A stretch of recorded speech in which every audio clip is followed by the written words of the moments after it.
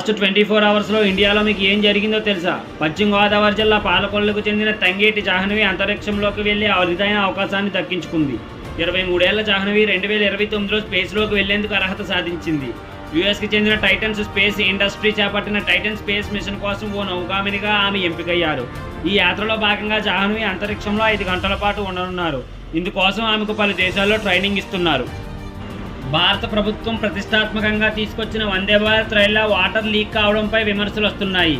వారణాసి నుంచి ఢిల్లీ వెళ్తున్న వందే భారత్ ఎక్స్ప్రెస్లో ఏసీ అవుట్లెట్ నుంచి వాటర్ లీక్ అయింది. దీంతో ప్రయాణికులు తీవ్ర ఇబ్బందులు ఎదుర్కొంటున్నారు. దీనికి సంబంధించిన వీడియో సోషల్ మీడియాలో వైరల్ అవుతుంది. దీనిపై స్పందించాలంటూ కేంద్ర మంత్రి అశ్విన్ వైష్ణవ్ను ట్యాగ్ చేస్తూ ట్వీట్ చేస్తున్నారు. ఆమెగా శుభాంశు శుక్ల అంతరిక్ష యాత్రకు ఎట్టకేలకు మోక్షం లభించింది. ఇప్పటికే పలుమార్లు వాయిదా పడిన ఈ యాత్ర రేపు మధ్యాహ్నం 12 గంటలకు ప్రారంభం కానుంది. శుక్లతో పాటు మరో 3 ఆస్ట్రోనైట్స్ యాక్షన్ 4 మిషన్లో భాగంగా స్పేస్ ఎక్స్ అలయన్స్ రాకెట్ నింగిలోకి దూసుకెళ్లనున్నారు.